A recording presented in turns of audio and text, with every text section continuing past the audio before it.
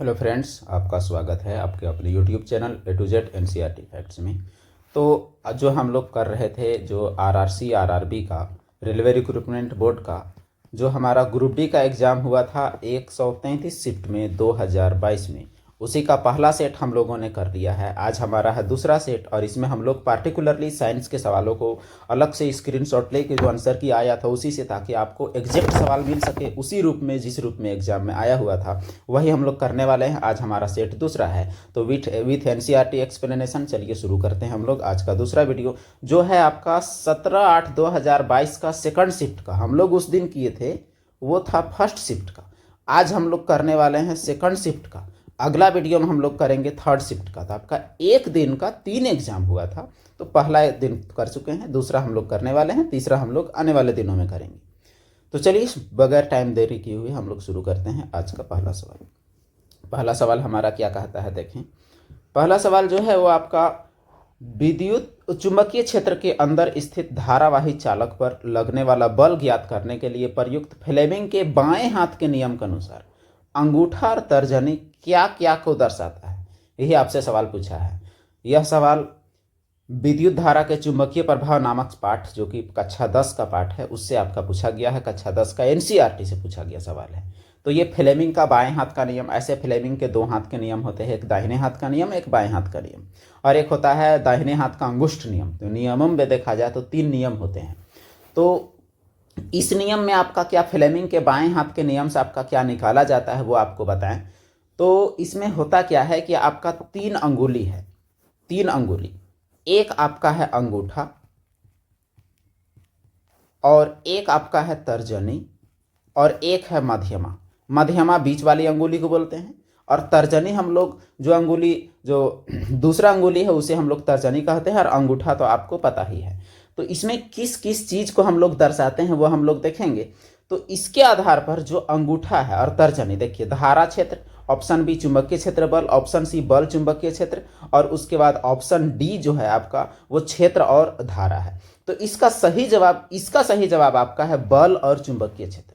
बल और चुंबकीय क्षेत्र को दर्शाता है। इसका मतलब अंगूठा बल को और तर्जनी आपका चुंबकीय क्षेत्र को दर्शाता है। देखिए ये तो हुआ सवाल का, लेकिन आपको हमेशा कैसे याद रखना है कि कौन किसको दर्शाता है, ये हम लोगों के लिए मेन है। देखिए अंगूठा जो है वो सबसे ज़्यादा बल लगा सकता है, तीनों अंगुली में सबसे ज़्यादा अगर बल लगा सकता है तो वो है अंगूठा। इसका मतलब ये हुआ कि अंगूठा हमेशा किसको दर्शाएगा, तो बल को दर्शाएगा। और उसके बाद मध्यमा जो है वो सबसे लंबी अंगुली है, और सबसे लंबी अंगुली को सबसे लंबी दूरी तक जाना है। इसका मतलब सबसे लंबी दूरी तक अगर कोई चीज़ जाती है तो वो होती है क्या, धारा। और उसके बाद आपका एक चीज़ बच जाता है, वो है चुंबकीय क्षेत्र, क्योंकि 3 ही चीज़ तो होते ही हैं। तो तीसरा जो आपका चुंबकीय क्षेत्र होगा वो आपका तर्जनी आपका दर्शाएगा। तो ऐसे करके आप याद रखेंगे। और ये है आपका किसका, तो फ्लेमिंग के बाएं हाथ का नियम।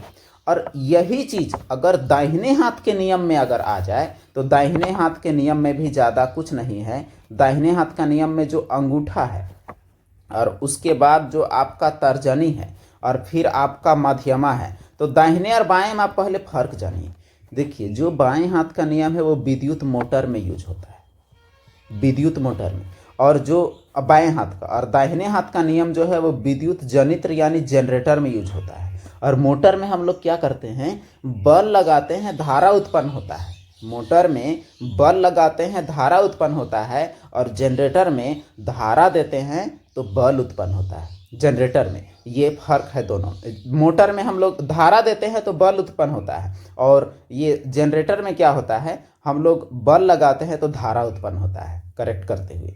तो यही दोनों इसमें फर्क है। तो इसमें क्या आएगा, मेन खास बात, तो आपका जो मध्यमा आएगा उसमें एक चीज़ आ जाता है प्रेरित धारा।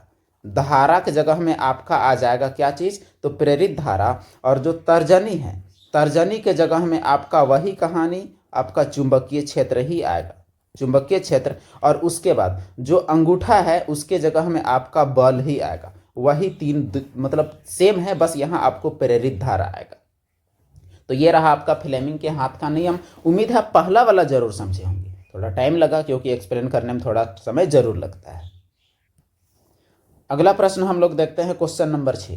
क्वेश्चन नंबर 6 क्या कहता है कि निम्नलिखित में से कौन सा भाग पौधों में गैसीय विनिमय में सहायक होता है। रक्षक कोशिकाएं, केंद्रक, केंद्रक झिल्ली या रंध्र। तो ये छठा का जवाब आपका क्या होगा, यानी गैसीय विनिमय में। तो जो भी आपका पत्ते होते हैं वे पत्तों में गैसों का विनिमय कैसे होता है, तो रंध्र से होता है। रंध्र यानी छोटे छोटे छिद्र से होता है। इसमें कोई तरह का कोई दिक्कत वाली कोई बात नहीं है। रंध्र में द्वार कोशिकाएं होती हैं और वही द्वार कोशिकाएं अपने मुख को खोलती हैं जब भी पौधे को सांस लेना होता है, और सांस लेने के समय ही जल का आदान प्रदान यानी वाष्पोत्सर्जन की प्रक्रिया भी होती है। तो इसका सही जवाब जो आपका हो गया वो आपका हो गया रंध्र, जिसे अंग्रेजी में हम लोग स्टोमेटा का संज्ञा देते हैं।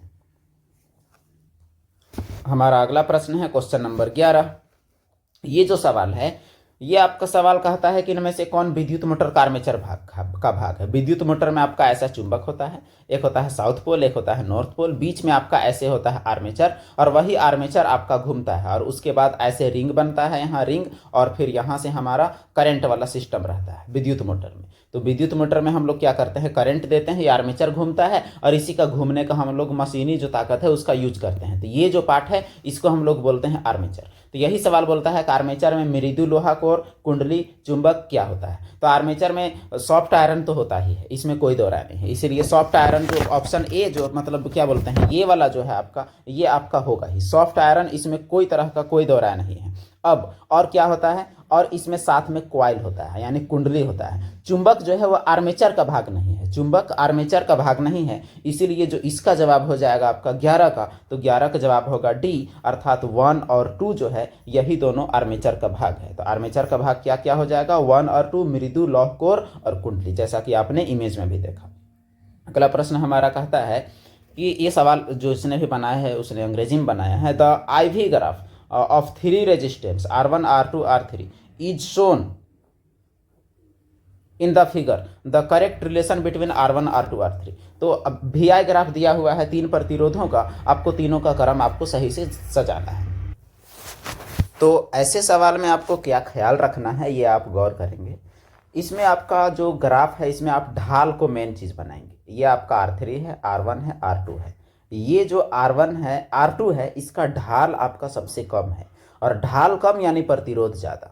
तो आपको नीचे से प्रतिरोध जो है उधर जाइएगा तो आपका घटते जाएगा। इसका मतलब R2 का प्रतिरोध सबसे ज़्यादा होगा, उसके बाद R1 का होगा और उसके बाद R3 का होगा। यहाँ देखिए क्रम भी आपका बीच बार R1 है, साइड में R2, R3 है।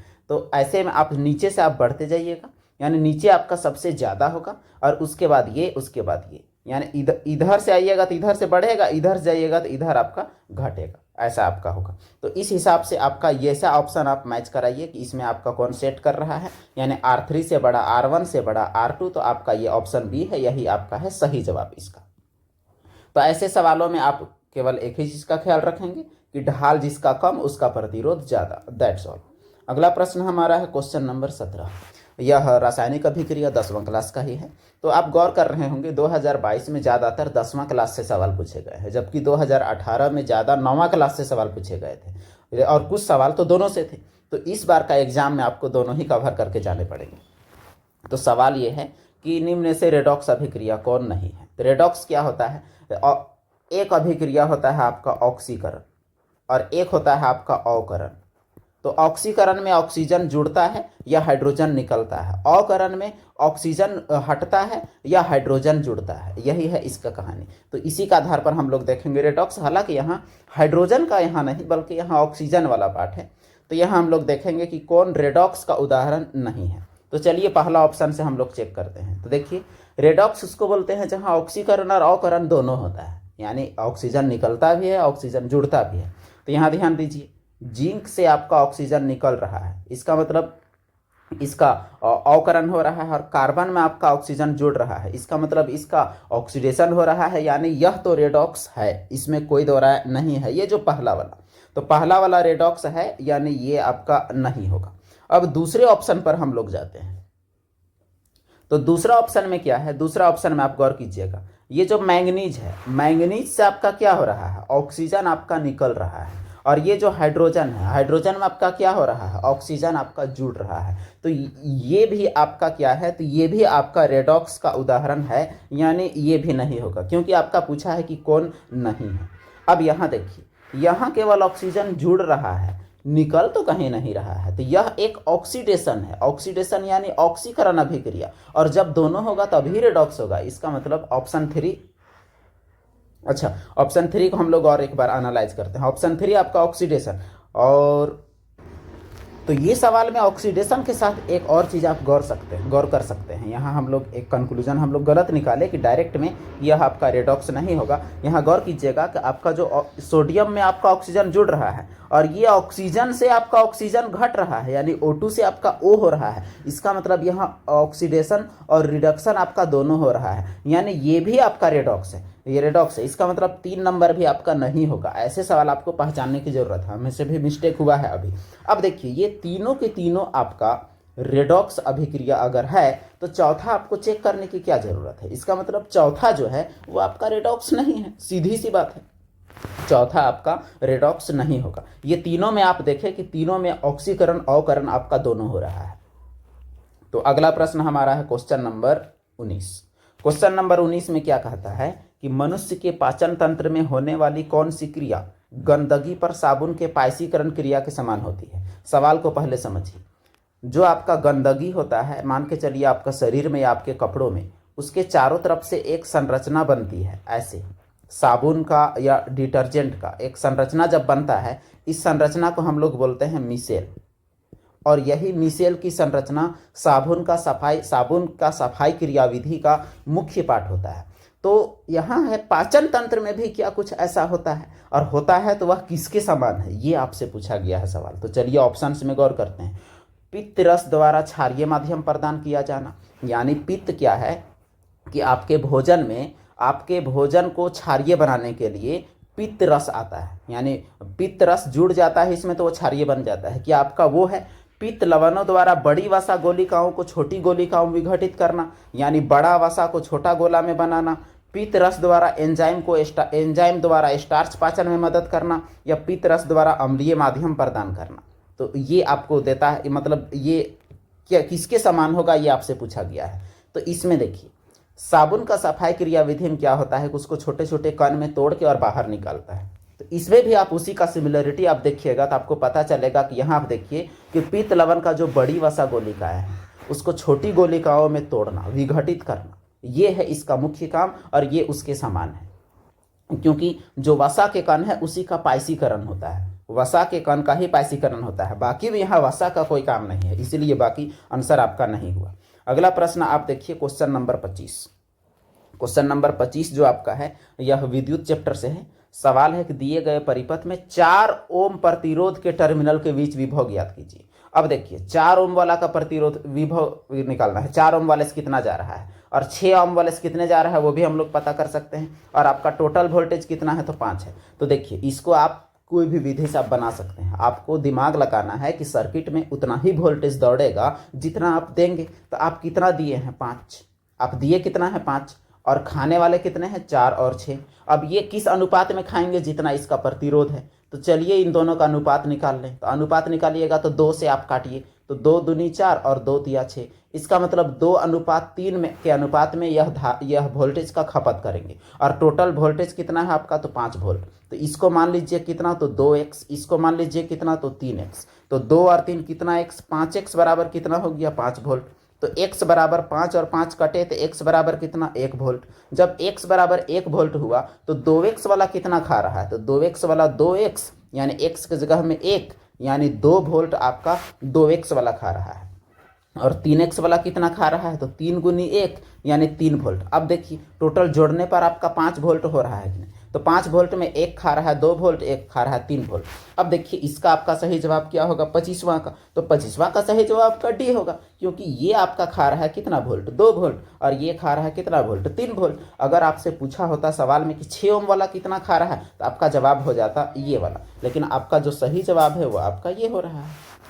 तो इस प्रकार से आप बना सकते हैं। इसको आप दूसरे तरीके से भी बना सकते थे, V बराबर IR का इस्तेमाल करके भी, लेकिन आप ऐसे भी बनाएंगे तो आपका कोई दिक्कत नहीं है।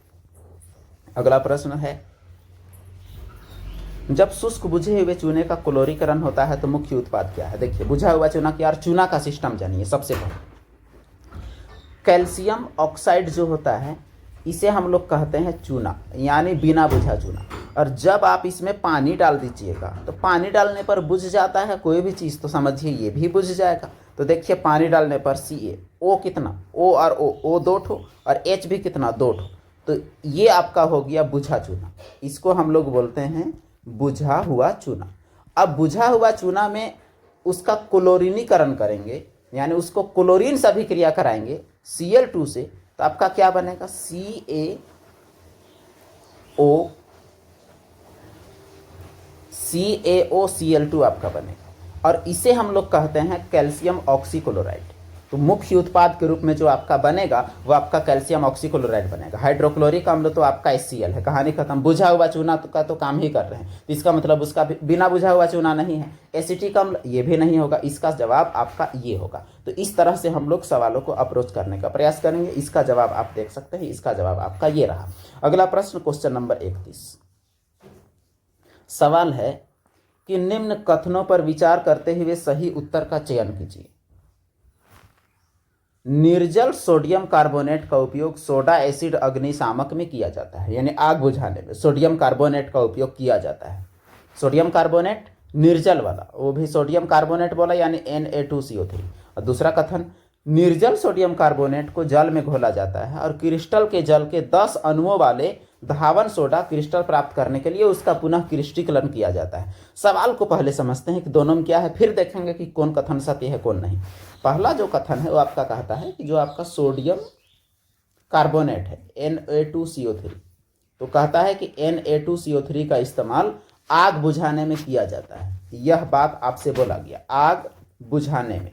और तो आग बुझाने में इसका इस्तेमाल किया जाता है कि नहीं ये हम लोग जाने, तो बात यह है कि ये बात सही है, इसका बिल्कुल आग बुझाने में इसका इस्तेमाल किया जाता है। दूसरा कथन देखते हैं, निर्जल सोडियम कार्बोनेट को यानी बगैर जल वाले को, इसमें 10 अणु जल का मिलाया जाता है। Na2CO3 में आप 10 अणु जल का मिलाया जाता है और फिर इसको क्रिस्टीकरण मतलब दानेदार बनाया जाता है। तो दानेदार बनाया जाता है तो उसका फिर इस्तेमाल करते हैं हम लोग किस रूप में, तो धोवन सोडा के रूप में। तो क्या यह बात सही है, तो यह बात भी सही है। ऐसे ही बनता है धोवन सोडा यानी वॉशिंग सोडा। तो बात यह है कि इसका जवाब आपका क्या हो जाएगा, तो इसका जवाब आपका दोनों होगा, क्योंकि हम लोग देखें कि दोनों बात सही है। और जब दोनों बात सही है तो हमारा हो जाएगा कि कथन 1 और 2 दोनों कथन आपके क्या हैं, तो आपके सत्य हैं। इसे हम लोग घेरा बना लेते हैं ताकि आपको पता चले। अगला प्रश्न है क्वेश्चन नंबर 34। यह आपका न्यूमेरिकल बेस्ड आपका सवाल है। सवाल कहता है कि एक वस्तु अभिसारी लेंस से 25 सेंटीमीटर की दूरी पर रखी गई है। लेंस से 30 सेंटीमीटर की दूरी पर वस्तु का वास्तविक उल्टा प्रतिबिंब बनता है। तो लेंस द्वारा उत्पन्न आवर्धन क्या है, तो आवर्धन क्या होता है, आवर्धन को m से डिनोट करते हैं। लेंस के लिए आवर्धन V-V/U होता है आपका। तो चलिए इन सूत्रों का इस्तेमाल करके हम लोग बारीकी से बनाते हैं। तो चलिए इसका हम लोग शुरू करते हैं। तो जो आपका इसमें क्या सीन बन रहा है वो हम लोग एक बार देख लेते हैं। देखिए यहाँ पर गौर करने की बात है कि आपका एक अभिसारी लेंस है। सबसे पहले बात, अभिसारी लेंस हम लोग किसे कहते हैं, तो अभिसारी लेंस हम लोग कहते हैं उत्तल लेंस को। और उत्तल लेंस में आपका प्रतिबिंब बन रहा है। तो चलिए प्रतिबिंब बनाते हैं। मान लिया जाए यह आपका वस्तु है और वस्तु का प्रतिबिंब आपका ये रखा हुआ है कितना दूरी पर, तो 25 सेंटीमीटर की दूरी पर।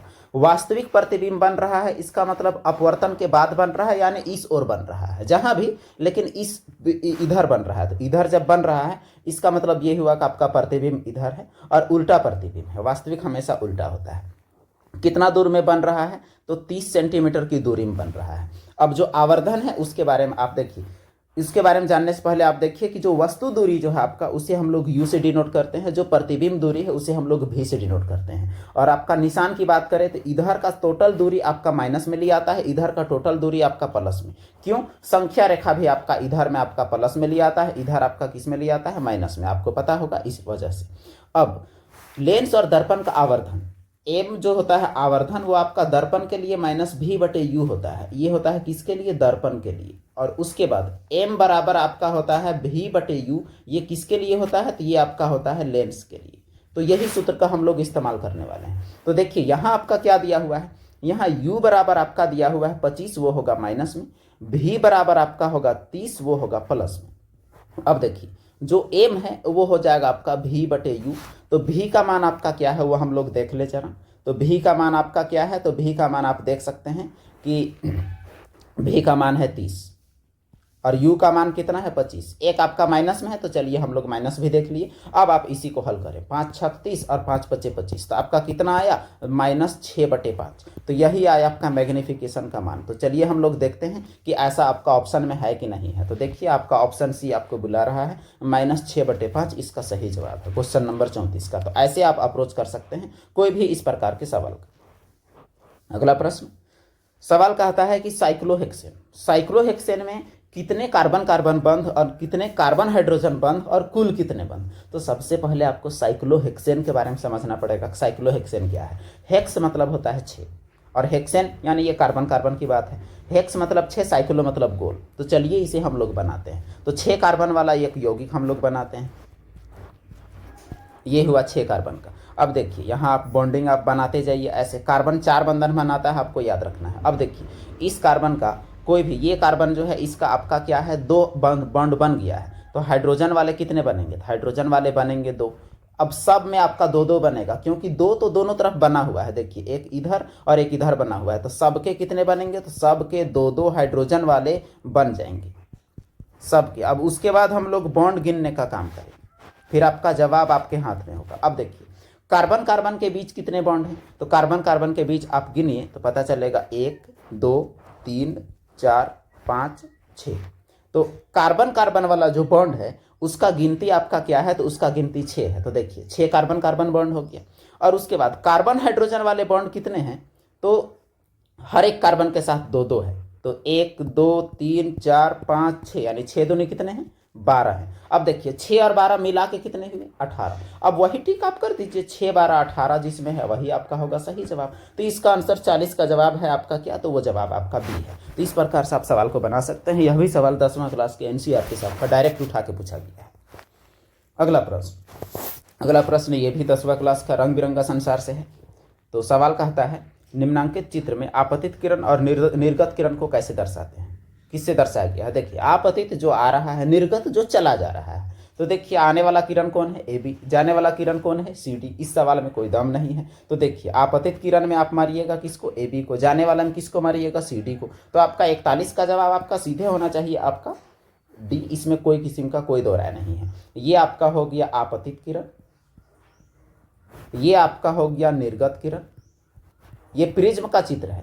और ये जो बीच वाला है ये आपका हो जाएगा परावर्तित किरण। तो चलिए देखते हैं अगला प्रश्न। अगला सवाल जीव जनन कैसे करते हैं। सवाल आपका क्या है, सवाल है कि इनमें से अलैंगिक जनन का उदाहरण कौन नहीं है। अलैंगिक जनन का उदाहरण कौन नहीं है, तो विखंडन तो अलैंगिक जनन का है, द्विवीय विभाजन भी अलैंगिक जनन का है, मुकुलन भी अलैंगिक जनन का है। देखिए जब ये तीनों है तो ये दूसरा ऑप्शन आपको कुछ अलग ही दिख रहा है, ये अलैंगिक जनन नहीं है। इसका मतलब आपका जो सही जवाब जो है वो आपका वही है, जो अलैंगिक जनन नहीं है वही तो आपसे पूछा गया है। तो इसका मतलब ये हुआ कि आपका सही जवाब क्या है, तो आपका सही जवाब है ग्राफ्टिंग। तो ये तीनों ऑप्शन को जानने की वजह से ग्राफ्टिंग को हमें बगैर जाने भी हम लोग इसका हल हम लोग कर सकते हैं।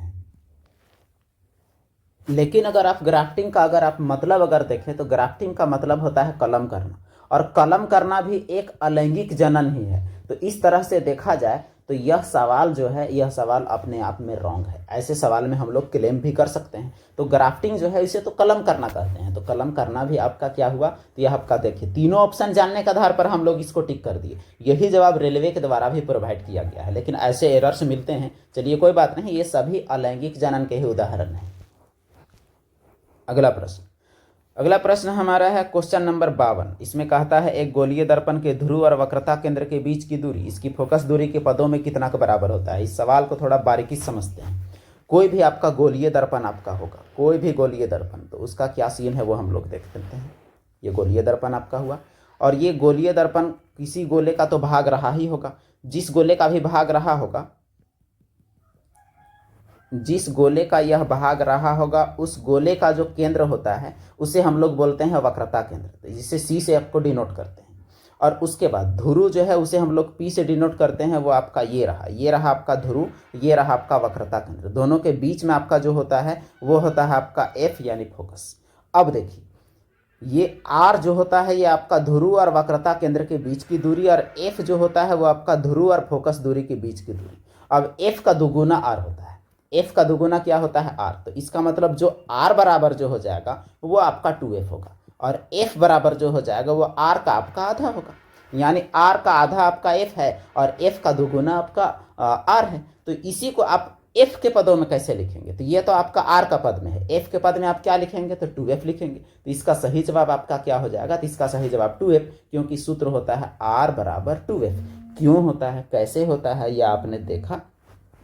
अगला प्रश्न, ये सवाल बनाने वाले ने इंग्लिश में बनाया है, यह सवाल आपका तत्वों का आवर्त वर्गीकरण से संबंधित लग रहा है। देखते हैं, सवाल कहता है कि which factor led scientist towards the classification of element, कि तत्वों का वर्गीकरण करने के लिए कौन कौन से कारकों को साइंटिस्ट लोग ने गौर किया।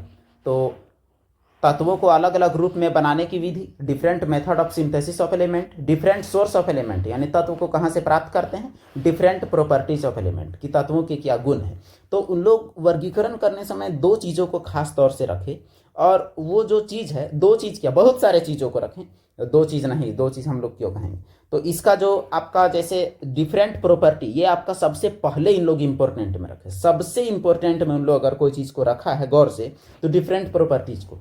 उसके बाद ध्यान दिया है कि यह कहाँ से प्राप्त किया जा रहा है, और उसके बाद इस तत्व को किन किन तरीकों से बना सकते हैं। अगर हम लोग क्रम में देखें तो सबसे पहले इसका, फिर इसका, फिर इसका, लेकिन सवाल तो है कि तीनों का यूज हुआ ही है, इसलिए आपका जो सही जवाब होगा वो आपका होगा ऑप्शन सी। तो ऑप्शन सी इसका सही जवाब है। बहुत सारे कारकों को उन्होंने गौर किया, जिसमें से ये 3 कारक आपके दिए हुए हैं। अगला प्रश्न है, कार्बन के इलेक्ट्रॉनिक विन्यास में शामिल कोषों की संख्या कितनी है। तो चलिए कार्बन का इलेक्ट्रॉनिक विन्यास लिखते हैं। आपका कार्बन जो होता है परमाणु संख्या 6 होता है, इसको हम लोग लिख सकते हैं 2 और 4, और इसे इलेक्ट्रॉनिक विन्यास दूसरे वाले में लिखे 11 क्लास के हिसाब से, तो 1s2 2s2 और 2p भी आपका 2 होगा। अगर कोष के आधार पर लिखें तो पहला जो है आपका, पहला कक्षा में आपका कितना इलेक्ट्रॉन, 2 इलेक्ट्रॉन, दूसरा कक्षा में कितना इलेक्ट्रॉन, तो दूसरा कक्षा में आपका 4 इलेक्ट्रॉन, तो दूसरा में 4। अब बताइए इसमें कक्षाएं कितनी हैं, तो पहला कक्षा और दूसरा कक्षा, यानी कोष कितने हैं, तो आपके 2 हैं। तो इसके सही जवाब आपके क्या हो जाएंगे, तो सही जवाब आपका सीधा बात इसका 2 होगा। तो क्वेश्चन नंबर 67 का जवाब आपका बी है। अगला प्रश्न देखिए, सेम क्वेश्चन आपका फिर से एक ही शिफ्ट में सवाल है, गोलीय दर्पण का वक्रता फोकस और वक्रता केंद्र के बीच की दूरी, वक्रता त्रिज्या के पदों में आपको बताना है। अभी आपने देखा कि वक्रता त्रिज्या के पद में आपके पास 2 प्रश्न थे, एक था r बराबर 2f और एक था f बराबर r/2, 2 सूत्र। तो अगर f के पद में बोलता तो ये, r के पद में बोला तो ये, तो इसका जवाब आपका क्या हो जाएगा 69 का। तो 69 का जवाब आपका सीधा r/2 हो जाएगा, क्योंकि आपका पूछा है इस बार r के पदों में, तो r के पदों में ये वाला, f के पदों में ये वाला, पीछे आपको एक्सप्लेन किया भी किया। ये सवाल बायोलॉजी से है। सवाल क्या कहता है कि नीचे दिए गए चित्र का ध्यानपूर्वक अध्ययन कीजिए और कौन सा विकल्प जो है वो सही व्याख्या करता है, किसका, नीले काले रंग की उपस्थिति का सही व्याख्या करता है। देखिए आयोडीन हम लोग चुवाएंगे किसमें, पोटैटो का रस है, और आयोडीन चुवाने से वह ब्लू हो जाएगा, तो नीले काले ब्लू हो जाएगा, तो क्यों हो जाएगा, पोटैटो का जूस, यही आपको देखना है। तो ये आपका फैक्चुअल प्रश्न है, इसमें ज़्यादा कुछ घुमा फिरा के नहीं, हम लोग इसका डायरेक्ट हम लोग देखते हैं। इसका जो है ना, इसमें स्टार्च का टेस्ट होता है, इसमें खास तौर से स्टार्च का टेस्ट है। देखिए यहाँ आलू में प्रोटीन होता है, बिल्कुल नहीं, आलू में वसा होता है, बिल्कुल नहीं, आप ऑप्शन काट भी सकते हैं। आलू के रस में ग्लूकोज होता है, ये सही तो है, लेकिन इसका टेस्ट ये नहीं है, इसीलिए ये गलत है। आलू में क्या होता है, आलू के रस में स्टार्च होता है और आयोडीन मिलाने पर यह नीला काला हो जाता है, यही है इसका सही जवाब। तो इसका जो सही जवाब आपका क्या हुआ वो आप गौर कर लिए, इसका सही जवाब है ऑप्शन डी। और ऑप्शन डी में आपका क्या है, तो ऑप्शन डी में आपका है ये कि आलू के रस में स्टार्च होता है और जो मिलाने पर क्या हो जाता है, काला हो जाता है, नीला काला हो जाता है।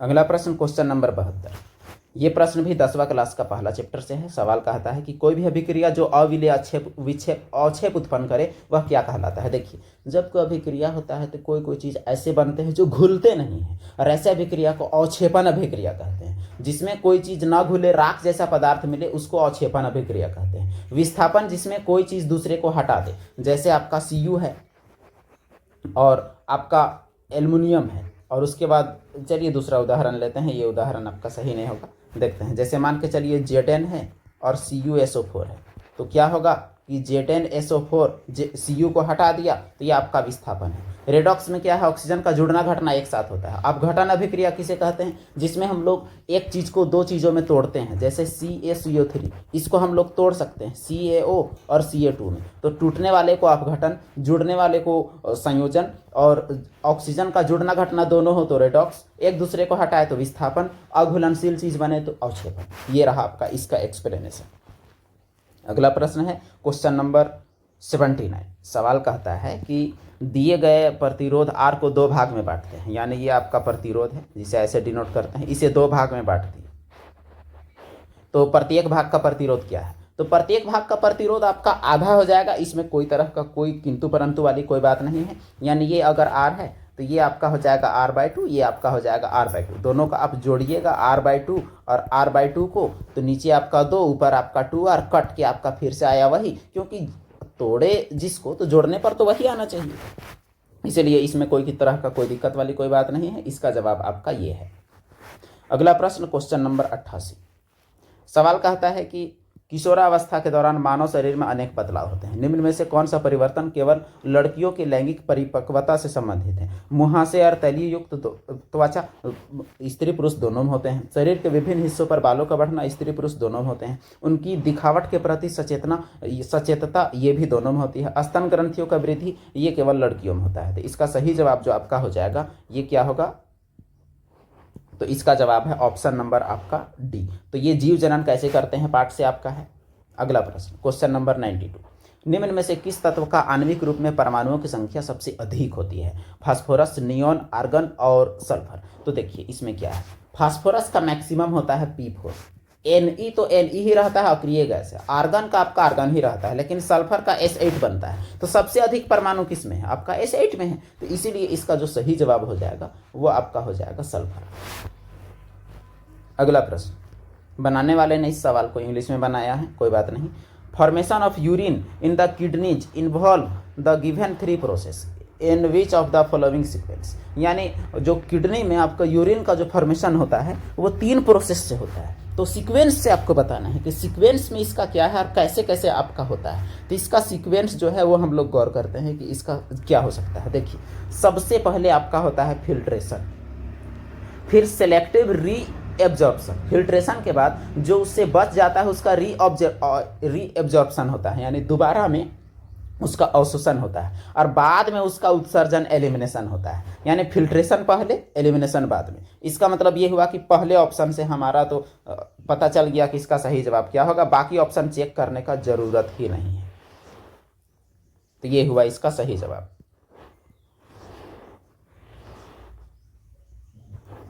अगला प्रश्न है क्वेश्चन नंबर 99। सवाल हमारा है किस जीवाणु की उपस्थिति जल प्रदूषक का सूचक है। ये आपका फैक्चुअल क्वेश्चन है। इसका सही जवाब आपका ई कोलाई है। इसमें आपको कोई तरह का कोई भ्रम आपको नहीं रखना है। ई कोलाई कोलीफॉर्म जो है जल प्रदूषण का उपस्थिति, इस जीवाणु की उपस्थिति जल प्रदूषण का सूचक होता है। अगला प्रश्न हम लोग देखते हैं। अच्छा, यहाँ नंबर जो आपको अलग है इसका कारण तो आपको पता है, स्क्रीनशॉट है जो कि आपको रियल वाइब देने के लिए आपको शामिल किया गया है क्वेश्चन। आज का अंतिम प्रश्न है, मृदा अपरदन पर्यावरण के लिए मुख्य खतरों में से एक है, निम्न में से कौन सा मृदा अपरदन रोकने में सहायक हो सकता है। तो मृदा अपरदन रोकने के लिए कौन सा सहायक है, देखिए समुच्चय रेखीय जुताई ये मृदा अपरदन तो रोकता है, अधिक खेती नहीं रोकता है, सिंचाई के घटिया तरीके नहीं रोकता है, मवेशी चारण नहीं रोकता है। इसका मतलब ये हुआ कि इसमें से केवल आपका एक ही जवाब आपका सही है, और वो जवाब कौन सा है आपको पता चल गया। तो इसका सही जवाब आपका हो जाएगा समुच्चय रेखीय जुताई, यानी ऑप्शन नंबर ए। तो ऑप्शन ए आपका इसका सही जवाब है। इसी के साथ आज का हमारा जो दूसरा सेट है, दूसरा सेट का प्रैक्टिस हमारा खत्म होता है। अगले हम लोग करेंगे तीसरा सेट का। तो ऐसे ही अगर आपको और सेट चाहिए तो आप कमेंट में बताएं, आपको पूरे सेट आपको मिलेंगे। आप जुड़े रहें, आपको 99 सेट प्रोवाइड किया जाएगा। और भी टॉपिक में कोई विशेष टॉपिक में वीडियो चाहिए होगा तो आप ज़रूर बताएंगे। तब तक के लिए जुड़े रहें, और बाकी जो वीडियोज़ है चैनल के उसे भी आप चेक करें, आपको बहुत कुछ चैनल में आपको देखने को मिलेगा। धन्यवाद।